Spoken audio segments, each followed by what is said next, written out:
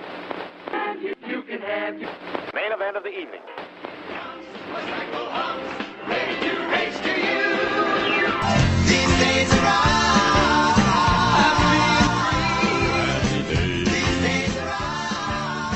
Hello and welcome to These Days Are Ours, a Happy Days podcast. I'm Peter. And I'm Joe. And today, we are discussing Garry Marshall's 9th theatrical feature film, Dear God. Okay, Peter, tell us what happens in Dear God.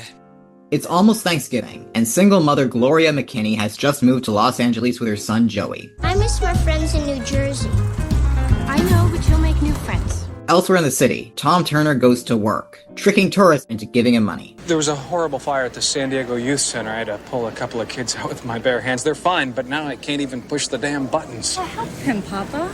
At a cafe where Gloria is a waitress, Tom gives all his money to his loan shark Webster. It isn't enough to pay off his debt of another few $1,000s, and he's warned to leave town soon. On the night of the holiday parade, Tom avoids Webster and scams some money out of a nun with a sob story. When he tries to do the same to more tourists, they turn out to be undercover cops and he's arrested. In court, he's sentenced to work at the post office. By the way, if you choose not to work, you will go to jail.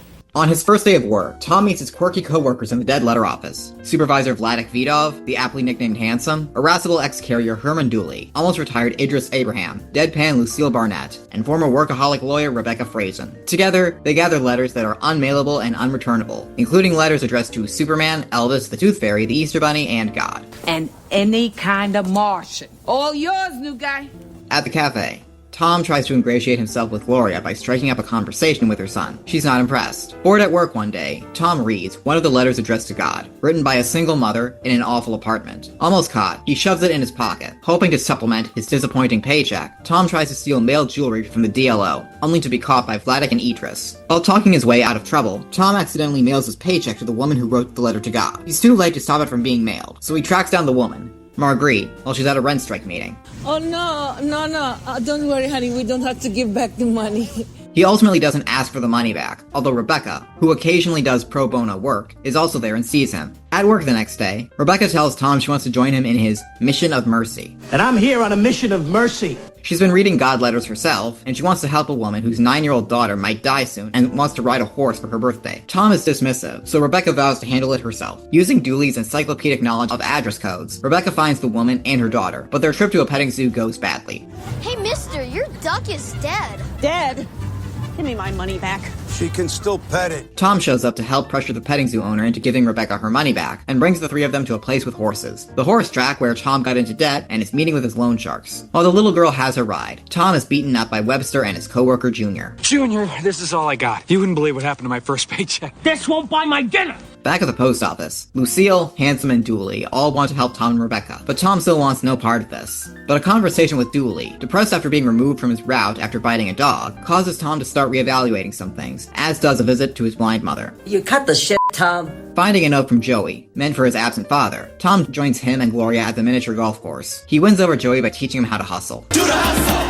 Gloria accuses him of playing the hero, but Tom claims he just came because it isn't easy being alone on Thanksgiving. Gloria offers him a latte next time, on her. Back at the post office, Tom's co-workers finally get him to help them, joined by Idris, Mary, Wendy, and Ramon from upstairs, and Jane, who is hearing impaired. The first letter they answer is from a lonely, elderly man named Jemmy, planning to go to a place of worship before dying by suicide. They narrow down where it came from, and visit every church and synagogue there. When Wendy realizes that the letter said places, not place of worship, Idris remembers Places of Worship, a series of religious tableaus in Santa Monica. Thanks to this, they find a man preparing to drown himself at the beach. Tom and Wendy jump in after him and pull him back to shore, and he confides in them about losing his wife and all of his friends. You know, we only do rescues on our day off.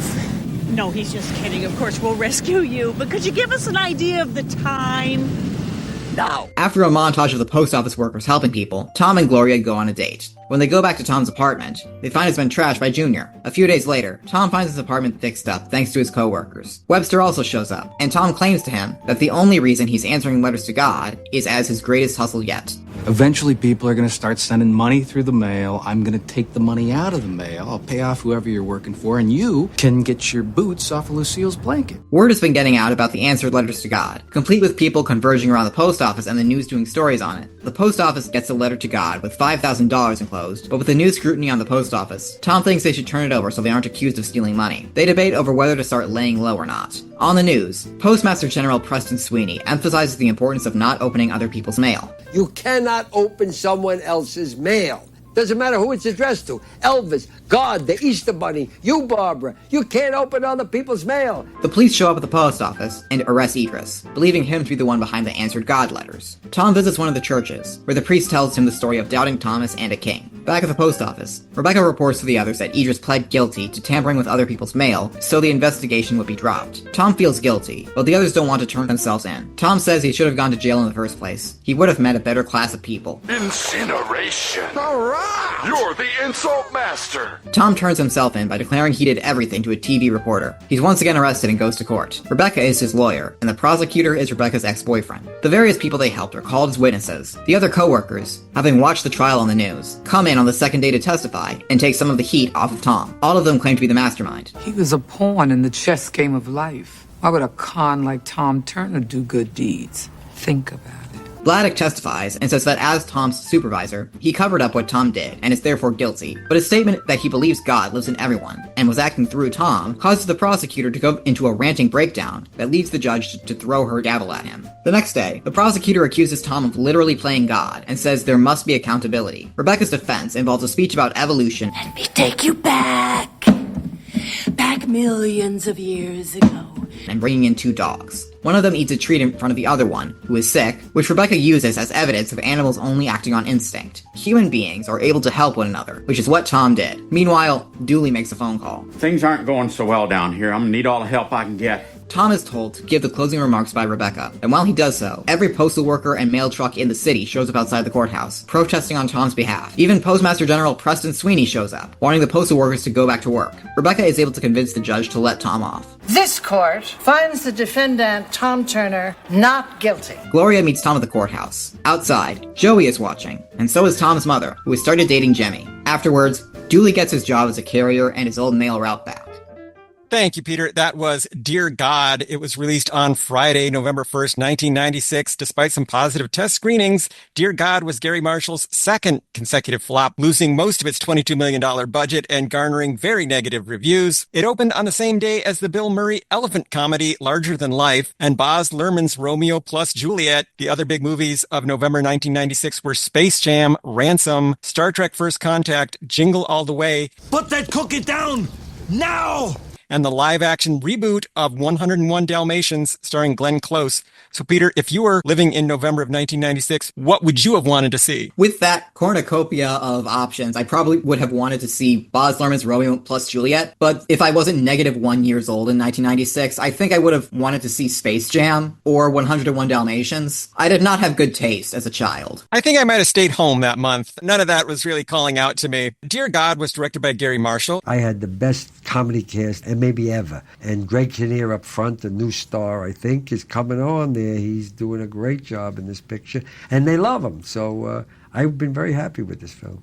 This project brought Garry back to Paramount, the studio where he made Happy Days, Laverne and Shirley, and Frankie and Johnny. It was written by the team of Warren Leight and Ed Kaplan. Warren Leight is a New York writer-producer who is much, much better known for his work on the Law and Order franchise. He's been a writer, executive producer, and showrunner on various L&O series, including Law and Order Criminal Intent and Law and Order Special Victims Unit. I asked the fans via Twitter whether they wanted a moving, important, issue-based episode or a really creepy one for the season premiere, and they all wanted creepy. Before Dear God, he had written the movies Stuck on You, Mother's Day, Me and Him, and The Night We Never Met. Ed Kaplan is a writer and director from Buffalo who's been working in film and TV since the late 1970s. Since he is often employed as a ghostwriter, much of his work is uncredited. His known credits include the made-for-TV movies All Summer in a Day, Walking on Air, No Other Love, For Their Own Good, and Chips the War Dog. Disney presents William Devane and Brandon Douglas in Chips the War Dog. He's also been a professor of film at Santa Barbara City College. And Peter, I was surprised that somebody who went on to work on Law and Order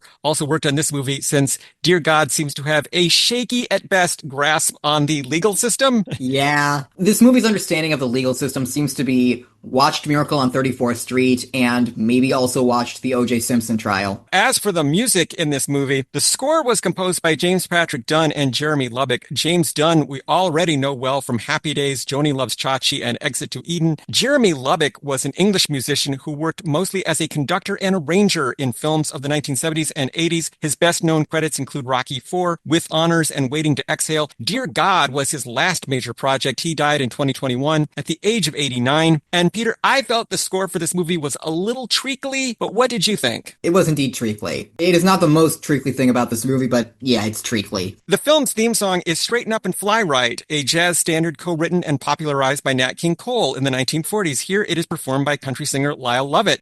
Straighten up and fly right. Straighten up and fly right. Who had just gotten divorced from Pretty Woman star Julia Roberts. Peter, any thoughts on our theme song? It's a good song. It's a good rendition of the song. It might be a little bit too good for this movie, but many such cases of that. I thought this recording was quite good. Please, Mr. Postman has been recorded by many artists, starting with the Marvelettes in 1961, but the version we hear in this movie is by Rachel Sweet, known for her work in Hairspray and Crybaby. There must be some word today from my boyfriend so far away. Peter, what did you think of the use of Please Mr. Postman in this movie? When you're doing a movie about postal workers, you kind of have to include Please Mr. Postman. I don't think this cover is necessarily one of the better versions. It's very synthy. It's a little bit like biting into an apple and realizing that it's made out of wax. For this movie, they probably wanted the Marvelettes version, but they didn't want to license it, so they recorded a sound-alike version that sounds a little cheesy. Happy Days did that kind of thing all the time. Oh, yeah. Actress Jane Morris performs her own original song, the Sylvia Plath Waltz. If Sylvia Plath were alive today, she'd put her head in a microwave oven. What did you think of that? Did you think that was funny? The only line that we hear is the one about Sylvia Plath sticking her head in a microwave instead, which is extremely dark. I admit that against my better judgment, I chuckled. It's maybe too dark for this movie. Yeah, it's not quite right for this movie, but I was glad to have it here anyway because it's a funny little joke. Trumpeter Jack Sheldon plays some Christmas tunes, including Silent Night and Deck the Halls. Other songs heard prominently in the film include Rock and Roll Part 2 by Gary Glitter, Dear God by Midge Ure, Angel's Gonna Find You by Brett Raymond, The Blue Danube Waltz composed by Johann Strauss, One of Us by Joan Osborne, Elgar's Pomp and Circumstance, and Who Needs a Miracle by Mercedes Hall. Did any of these stand out to you? When we got to One of Us, I laughed. We're not supposed to laugh when it happens. It's supposed to be like a sad moment because he's like, oh no, Idris is arrested even though he is not to blame for any of this. And I'm mad at my coworkers for not doing anything. And I realize that I have to do this. It's supposed to be a sad moment, but I have never been able to take One of Us seriously. It's just such a goofy piece of pop, mock spiritual 90s junk that I just can't take it seriously. I can't either, and it kind of derails the film at that moment. As you say, the song now, I think, provokes more laughter than serious thought. And a little bit like Please Mr. Postman, One of Us by Joan Osborne is a very on-the-nose choice for the soundtrack. It's very, very literal. As for our main cast members, let's start with Greg Kinnear as Tom Turner. Okay, so it's Jail or what was the other one? Greg is a film and television actor from Logansport, Indiana, who at the time of this movie was best known for hosting the cable series Talk Soup from 1991 to 1995. He scored a few acting roles in the late 80s and early 90s before the 1995 remake of Sabrina finally established him as a film actor. Dear God was his first leading role. He got it after it was turned down by Tom Hanks, Richard Dreyfuss, and Robin Williams. Greg's best-known movies include Little Miss Sunshine, We Were Soldiers, As Good as It Gets, Autofocus, in which I think he's absolutely brilliant, and You've Got Mail. He's also in a totally different movie called Stuck on You. On television, you may have seen him on House of Cards, Modern Family, and Curb Your Enthusiasm. Peter, what did you think of Greg Kinnear as Tom Turner? He's about as good as he can be in this movie. I'm aware that that is a very backhanded compliment, but I mean it as a compliment. He does his best to make Tom seem like a real person who could realistically have this change of heart due to this situation, and I think he more or less succeeds. He is also trying to be funny, and I don't think he's quite succeeding, but I blame the screenplay more for that. I think it's indicative that even when this movie got very, very negative reviews, Greg generally got good reviews. Most of the critics did not blame this film on Greg Kinnear, and I wouldn't either. He is doing, as you say, his best with this material. I think he's as good as anybody they could have gotten for this, and I don't think the Tom Hanks, Richard Dreyfuss, or Robin Williams versions of this movie would have worked any better than the Greg Kinnear version. As our love interest, we have Maria Patillo as Gloria McKinney. I'm just a little curious. Does anybody buy your BS? Maria is a former actress from New Jersey who worked in film and TV from the 1980s to the 2000s. She was a regular on such series as Ryan's Hope, South of Sunset, Partners, and Providence. Her movies include Natural Born Killers, the 1998 Godzilla, Chaplin, and She-Devil. She won a Worst Actress Razzie for Godzilla and retired from acting a decade later to become an interior decorator. Peter, did Maria Patillo make any strong impression on you? She's fine in this. This is a pretty by-the-numbers love interest role. She's there to also help push him towards being a better person through the fact that she doesn't initially fall for Tom's bullshit, and she has an adorable son who also kind of helps to guide Tom into being a better person. It's by the numbers, like I said. This is a very stock character. She's not given very many interesting personality traits, so there's not much for Maria Patillo to do. This is a pretty dull character, but Maria Patillo is adequate in the role. Yeah, not her fault. We also have Laurie Metcalf as Rebecca Frazen. That's just fine. I'll take care of her myself. And who said I needed your help anyway? Laurie is a highly accomplished film, television, and stage actress from Carbondale, Illinois. She's best known for playing Jackie Harris on Roseanne and the Connors, but she's played a wide variety of roles over the course of her career. Above all, she is a stage actress, starting with the Steppenwolf Theater Company in Chicago and winning 2 Tonys for her work on Broadway. You may also know her as Andy's mom in the Toy Story movies or as Sheldon Cooper's mom, Mary, on The Big Bang Theory. Her films include JFK, Lady Bird, Scream 2, Uncle Buck, and many more. More recently, you could have seen her in the miniseries The Dropout. If you think that people want a patch to diagnose them and then put medicine directly into their skin, then you've never met a sick person before.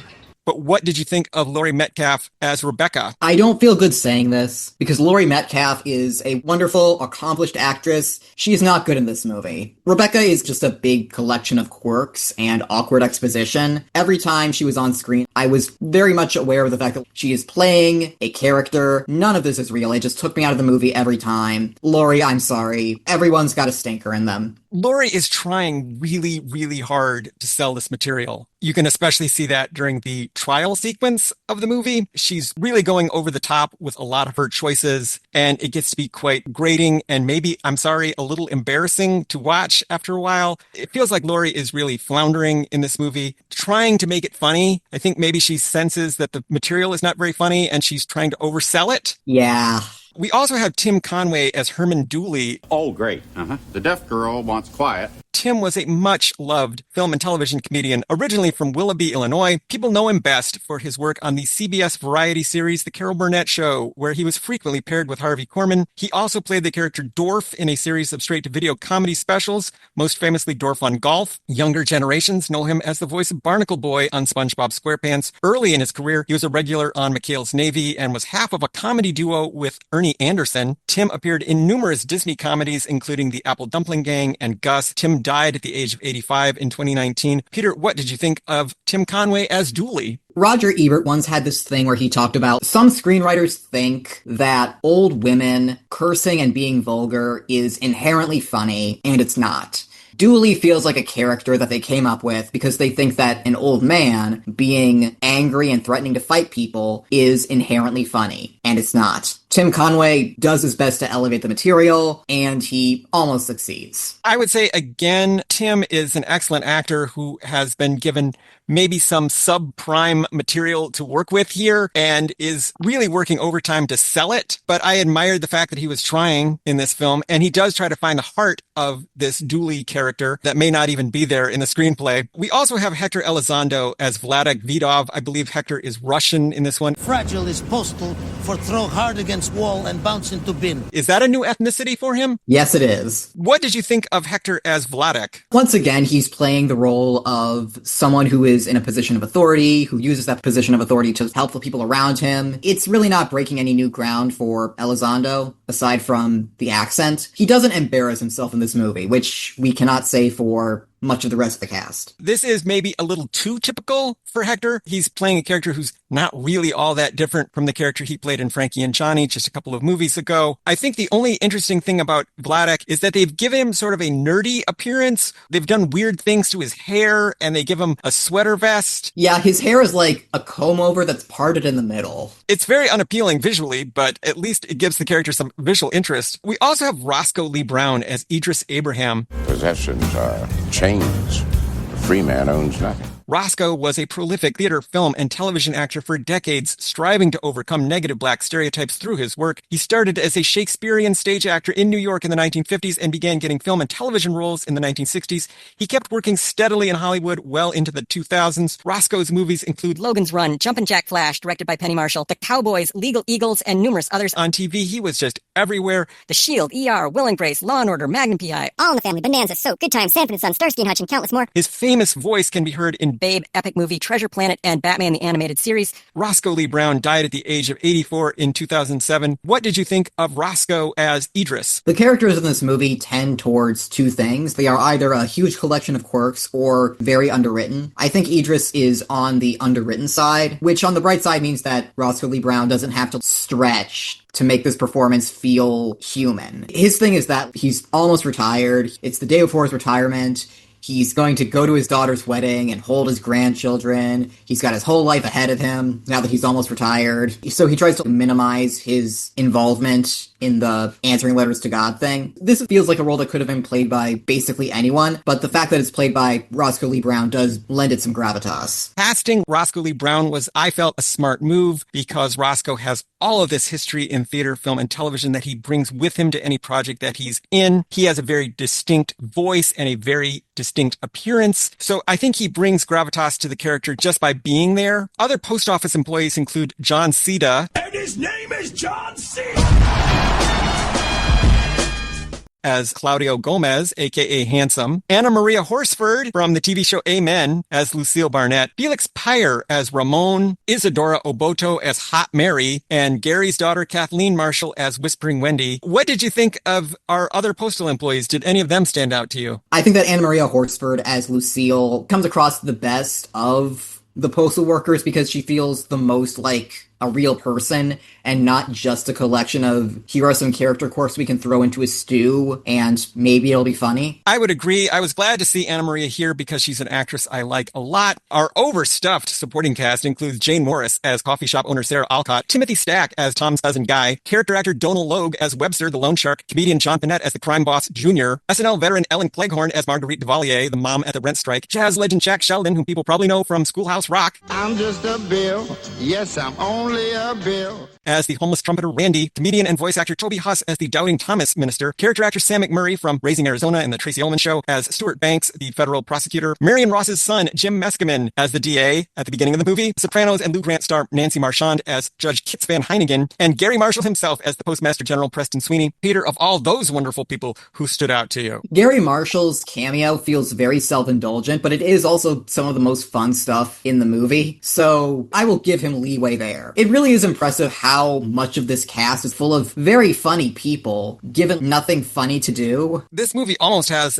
it's a mad world kind of cast where every minor role is played by a comedian or character actor of some stature, and they're not really given all that much to do. Like Ellen Cleghorn is here doing some kind of weird accent. People like Timothy Stack and John Panette are quite funny. You wouldn't guess that from their appearances here. We have special appearances by comedian Larry Miller as the sarcastic judge, Rue McClanahan as Tom's mother, Jack Klugman from The Odd Couple as Jemmy, the suicidal man, and Coolio as Gerard, the orderly. Who among them stood out to you, Peter? Jack Klugman. I told you, Zorak, we are not doing a musical tribute to Jack Klugman.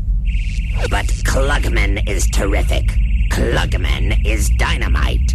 Klugman is Klugman. I can only assume that he's here as a favor to Garry Marshall. You didn't have to do this. I really hated the ending of his scene because it ends on a punchline. He's telling these people who just saved his life about losing his wife and all of his friends and being alone and not thinking that he could ever find anyone else again because he's old and doesn't think that he's very good looking. And then Tom quips, what about a blind woman? I hated it. And then the scene ends. It's supposed to be heartbreaking and it ends on a laugh line. I didn't much care for the conclusion where he hooks up with Tom's blind mom. This was clearly Garry Marshall calling in a favor, and Jack was such a good sport to do this because he has to get all wet and get dragged in from the ocean and dumped on the beach, and so he's all wet and covered in sand. Jack Klugman was so near retirement when he did this, but he's given it his all anyway. I'd also like to highlight Lori and Terry Sigrist, who play Lori and Terry Nathan, two employees at the Senior Center. The Sigrists are real-life twin sisters who appeared in many of Gary's movies. We last saw them in Exit to Eden as Gong Ringers.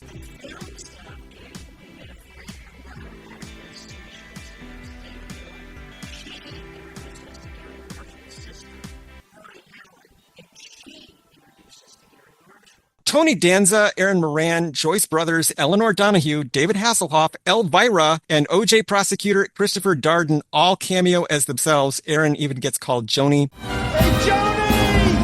Did any of those celebrity cameos mean anything to you? I was very happy to see all of them. Not so much Tony Danza, which isn't really his fault. I just have no strong feelings about Tony Danza. But I do have strong feelings about Aaron Moran and David Hasselhoff and Elvira and Eleanor Donahue. Yeah, I was happy to see all of them. As for our cultural and historical references, Happy's Hollywood Pawn Shop, which the plane at the beginning of the movie is advertising, is fictional, but pawn shops are sadly common in Hollywood, catering to those whose show business dreams did not work out. Aww.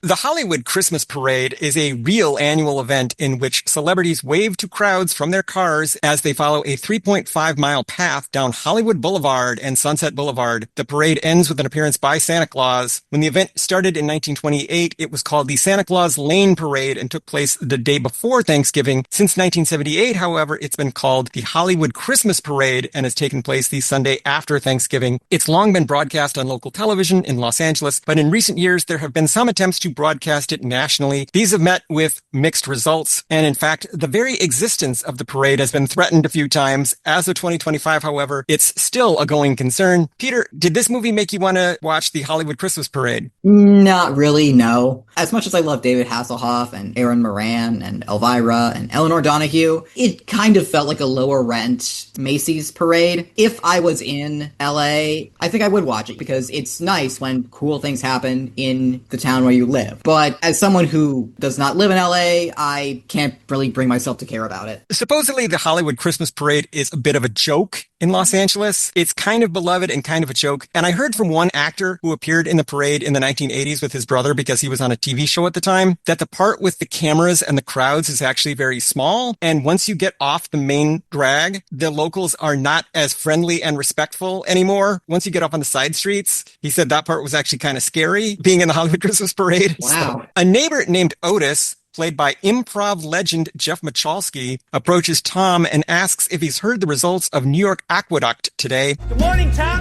Did you hear the results of New York Aqueduct today? He's referring to Aqueduct Racetrack, a thoroughbred horse racing facility and casino in Queens, New York, that's been operating since 1894. Otis also asks about Del Mar. He's talking about a horse racing track in Del Mar, California, that's been operating since 1937. Peter, you into horse racing at all? No. I'm not either, even though I live in Arlington Heights. And of course, we used to have a major horse racing facility here. It closed down a few years ago. Tom's truck, a 1982 Chevy S10, has the word Falcon painted on the side. There was a gang called the Falcons on Happy Days, a polo team called the Falcons in Pretty Woman, and a theater group called the Falcon Players in Beaches. In 1997, Garry Marshall founded the Falcon Theater in Burbank, but it's since been renamed the Garry Marshall Theater. Obviously, the word Falcon has some significance to Garry Marshall. I have not figured out why. They're just cool. Yeah, maybe. He just likes Falcons. The place where Tom does his scamming is Los Angeles Union Station, the biggest train station in the western United States. Opened in 1939 at great expense, the station is designed to look like a Spanish mission from the late 1700s or early 1800s. And in fact, I thought he was going to a church at the beginning of the movie. He is not. Maybe that was like thematically intentional. Yes, possibly. Tom claims that black sapphire is extremely valuable. Even an amateur gemologist like myself knows that black sapphire is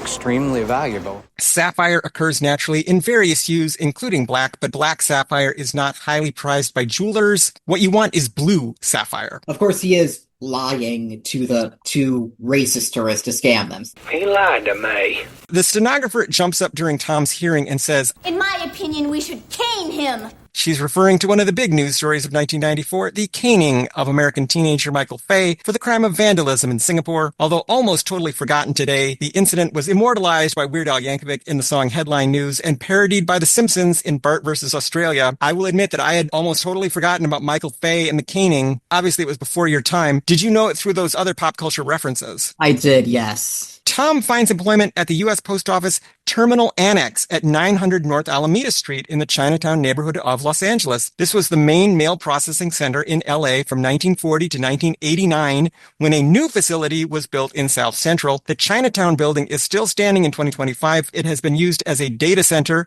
but you can buy stamps there and rent a mailbox if you wish. Vladek shows Tom a mail sorting machine and calls it Barney because it is big and purple. Yes, it's purple like dinosaur, but bigger than dinosaur. In 1992, former Texas schoolteacher Cheryl Leach created an educational children's show called Barney and Friends about a big purple dinosaur who teaches lessons to school kids. The show aired on PBS from 1992 to 2010. While extremely popular with children, the show was widely hated and mocked by adults and inspired countless jokes and parodies. Peter, did you grow up on Barney? Kind of, yes. Obviously, he was never one of my favorites, but I do think that we had a Barney tape that I wore out because it was on tape. We had it. When you've got something on tape, you might as well watch it, you know? I am always delighted to remind people that Sandy Duncan was in the first couple Barney tapes because at the time there was an actor strike going on and she needed work that was non-union. If you believe in yourself, drink your school, stay in drugs, and don't do milk, you can get work. Tom is assigned to the Dead Letter Office, or DLO. In reality, the Postal Service has methods for dealing with so-called undeliverable mail. If a piece of mail cannot be delivered to the recipient or returned to the sender,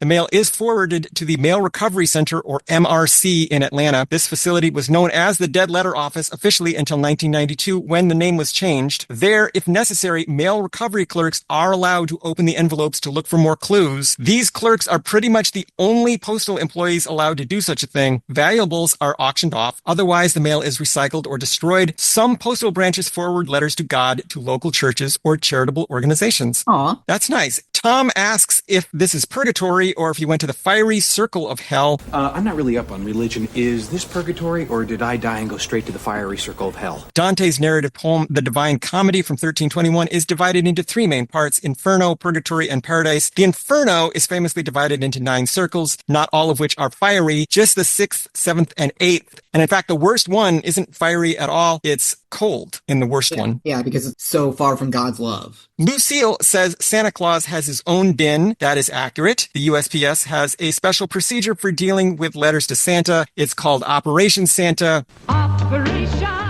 It's Operation, Milton Bradley's goofy game for dopey doctors.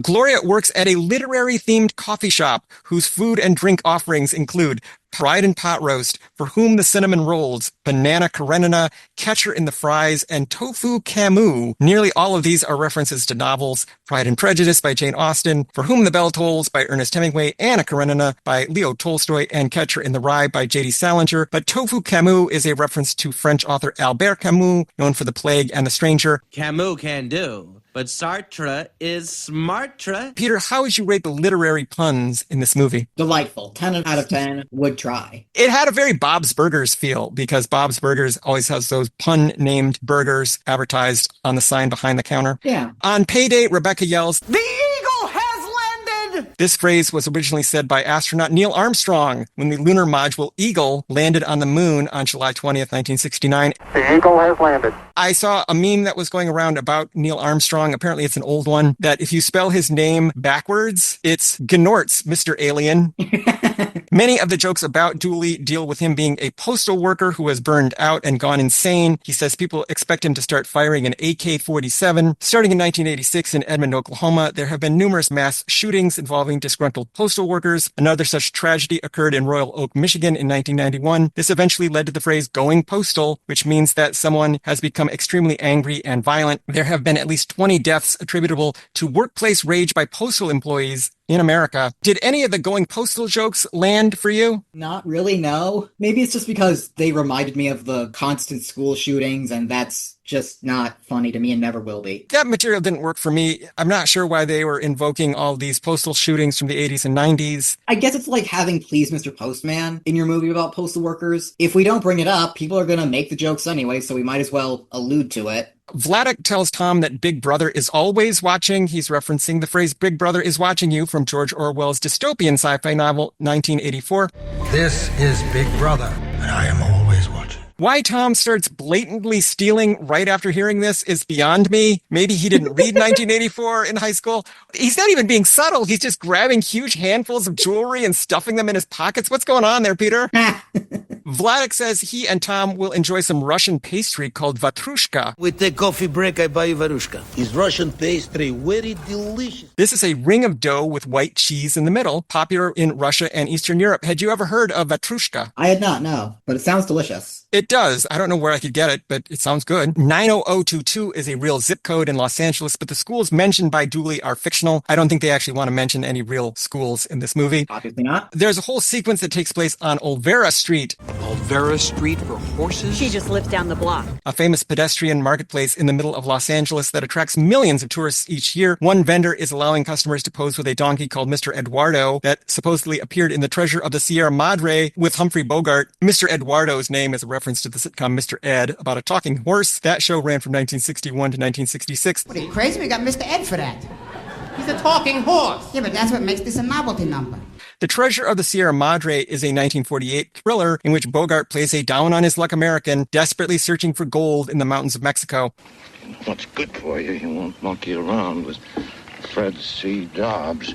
Rachel briefly mentions another Los Angeles landmark, Griffith Park, before Tom takes her to the Hollywood Park racetrack in Inglewood, California. I was going to take him to Griffith Park, but I thought the cab fare would be too much. Nah, forget Griffith Park. Do you want to take her to a place with horses? I'll take you to a place with horses. A minister delivers a sermon about doubting Thomas. Later, the minister discusses that sermon with Tom and talks about Thomas's ultimate fate in India. In the Gospel according to John, chapter 20, the apostle Thomas is unfortunately out of the room when the resurrected Jesus appears to the other apostles. Therefore, he does not believe in the resurrection until he sees and touches Jesus personally. According to the minister, Thomas later moved to India, became an architect, and used the money he got from a king to feed the poor instead of building a castle. I'm not sure if any of that is true, but Thomas is widely believed to have been speared to death in India, so he did not live happily ever after. The story of doubting Thomas always bothered me because Thomas was just out of the room at the worst possible time. And then everybody dunks on him for the rest of the story. It just didn't seem fair. There are several sequences for Dear God filmed at the Hollywood Bowl, the world-famous concert venue we previously discussed in our review of Beaches. Why are we having all these scenes at the Hollywood Bowl? I didn't get that. Oh, because it's there? Tom says he won't tell unsolved mysteries about Otis. I will tell the Inquirer about you and her, Tom. Thanks, Otis. I won't tell unsolved mysteries about you. This is a documentary series about cold cases and the paranormal that originally aired on NBC from 1987 to 1997 with Robert Stack as the host. In more recent years, Unsolved Mysteries has been revived by Netflix. This program is about unsolved mysteries. Whenever possible, the actual family members and police officials have participated in recreating the events. There are numerous jokes about Elvis stamps in 1993. After a great deal of hype and even a nationwide vote to determine the artwork, the U.S. Postal Service offered a 29-cent stamp of singer Elvis Presley.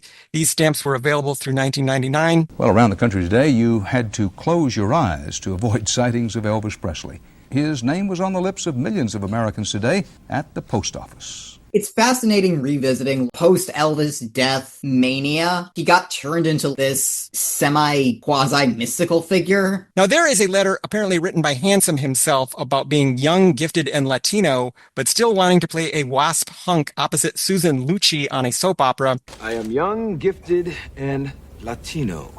But the people on the soap operas don't think that I could play a wasp hunk opposite Susan Lucci. He's referencing a few things here, including a 1968 play called To Be Young, Gifted, and Black, adapted from the writings of Lorraine Hansberry. Susan Lucci, meanwhile, is the New York actress best known for playing Erica Kane on All My Children from 1970 to 2011. Tom and Gloria are about to kiss when they are interrupted by Gloria's wisecracking son, Joey. This is very similar to what happens to Fonzie, Ashley, and Heather on Happy Days, and it's even staged the exact same way. I think Gary was reliving Happy Days through this movie a little bit.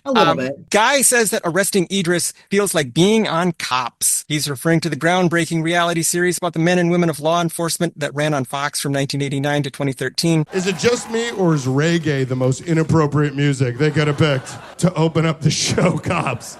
Cops has since been revived on the Paramount Network and something called Fox Nation. It's still running today. It is baffling to me that Cops lasted as long as it did because it feels like a very specific 90s thing. Yes, you can see real cops perform real arrests and do real police brutality. That was the appeal of the show in the 1990s.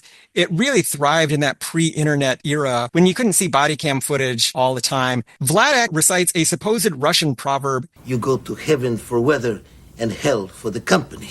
This is a well-known saying, usually attributed to Mark Twain or J.M. Barrie. Either way, it appeared in print as far back as 1885. It seems as though Twain and Barrie both used the quote, but did not originate it. I hadn't even heard of it before this movie. Had you? No, but I have heard the Billy Joel lyric, I'd rather laugh with the sinners than cry with the saints. The sinners are much more fun. When Stewart is suggesting other possible scapegoats, he mentions Lex Luthor, Sacco and Vanzetti, Hannibal Lecter, and the One-Armed Man. Superman villain Lex Luthor first appeared in Action Comics number 23 in 1940 and has appeared in seemingly every medium possible since then, both in live action and animated form. Sacco and Vanzetti were two Italian immigrants who were convicted of murder in 1921 and executed in 1927. Their case inspired a great deal of controversy and debate as to whether these men were being persecuted for political reasons. Serial killer Hannibal Lecter was created by author Thomas Harris for the 1981 novel Red Dragon. Hannibal has since appeared in numerous novels, television shows, and movies, most famously The Silence of the Lambs in 1991. And the One-Armed Man is the true killer from the TV show The Fugitive, which ran from 1963 to 1967.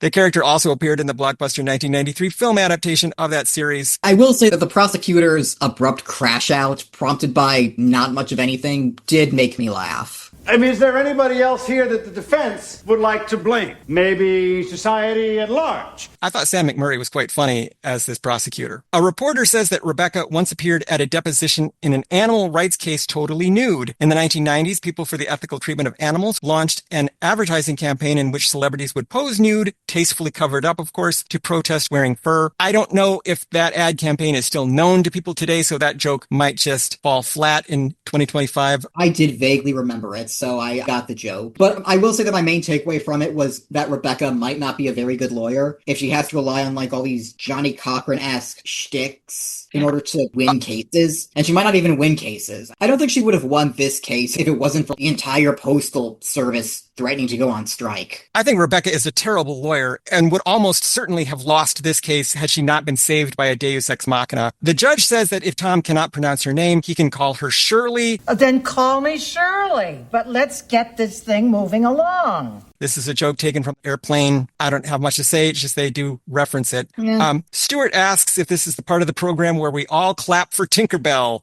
The fairy Tinkerbell was introduced in a 1904 stage play called Peter Pan by J.M. Barrie, where she was merely represented by a light on stage. In the play, Peter begs the audience to clap their hands to bring Tinkerbell back to life. Wherever you are, clap your hands, and she'll hear you. Clap! Clap! Don't let Tink die! Clap! Peter, have you ever attended an actual live performance of Peter Pan? I have not, no. In grade school, I did read Babysitter's Club Super Special, which was about their school doing a production of Peter Pan. I would like to attend such a show because the Tinkerbell clapping thing is famous. It's the most famous thing from the play, and I'd like to see what that's like in person. Some security guards sarcastically referred to themselves as Shaquille O'Neal and Michael Jordan. I am Postmaster General Preston Sweeney. Sure you are, and I'm Shaquille O'Neal, and this is Michael Jordan, but you still can't go in there.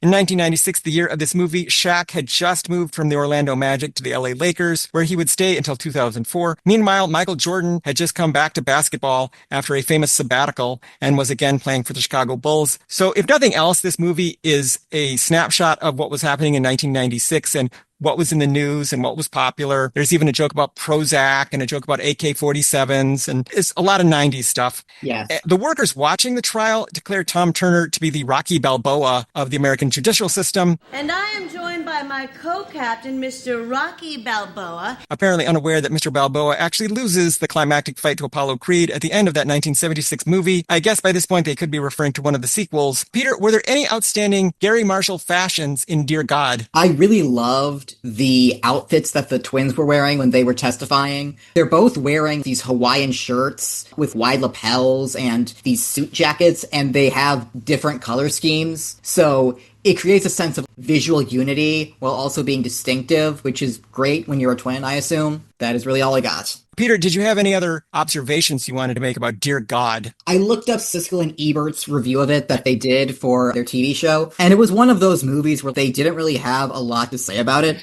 You know, sometimes they'll watch a movie, and even the ones that aren't terribly interesting, they'll somehow manage to get a whole argument out of it. And in this case, you could tell they were both deeply bored by it. Siskel's main thought about it was that he found the inside of the post office to be claustrophobic in an uncomfortable way. They spend so much time in the caverns of the post office. I felt the film was actually claustrophobic. I mean, in other words, I wanted him to break out and get out.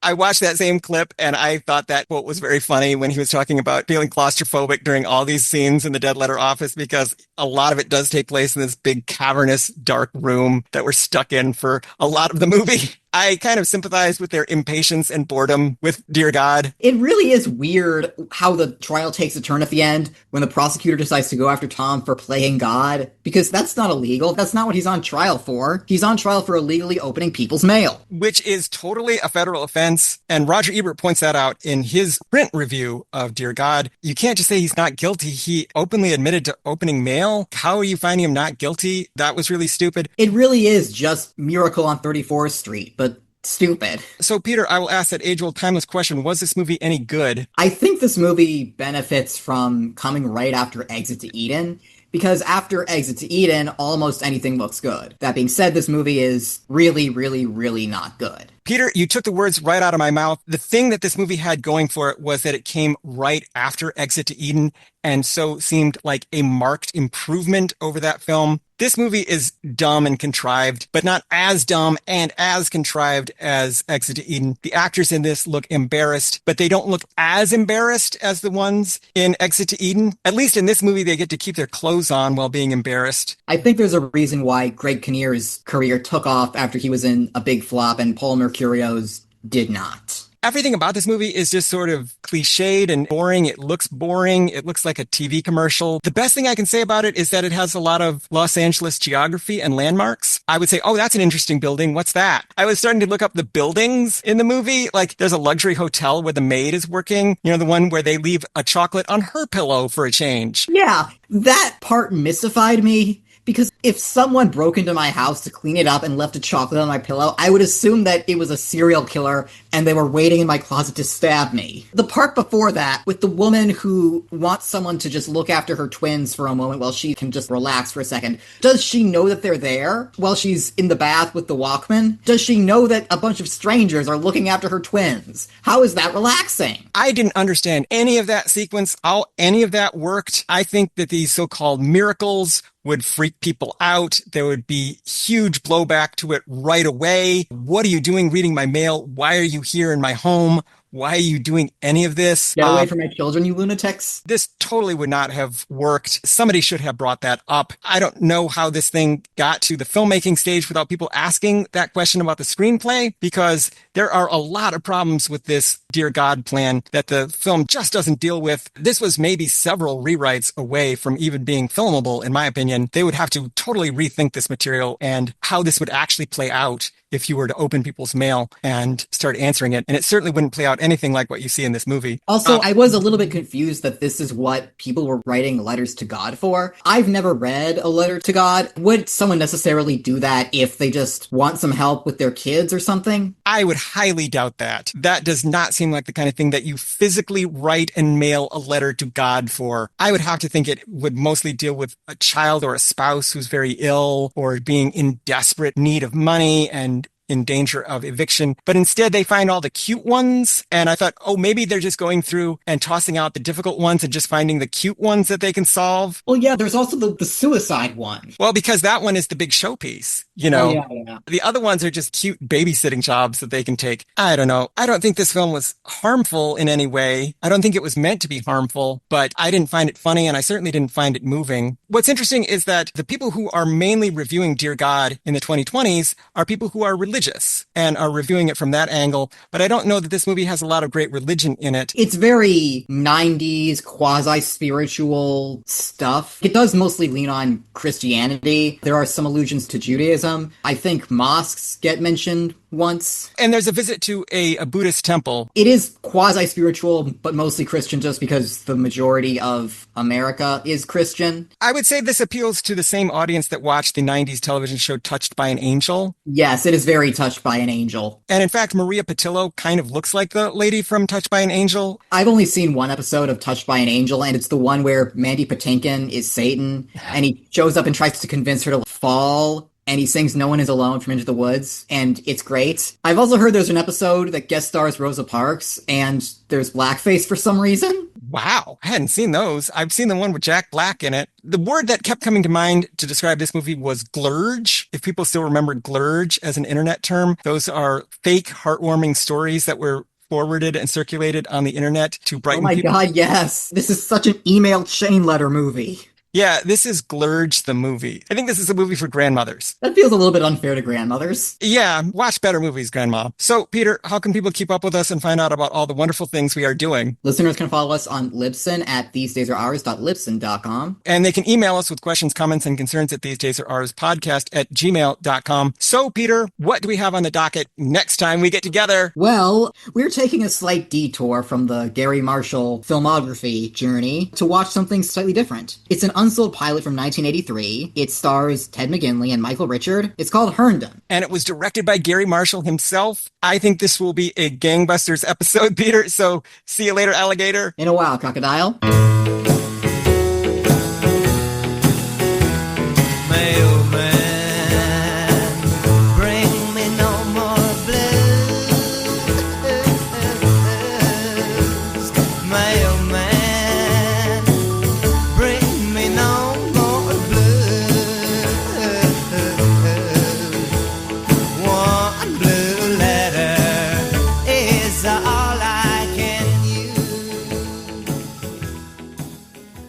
Klugman is Klugman.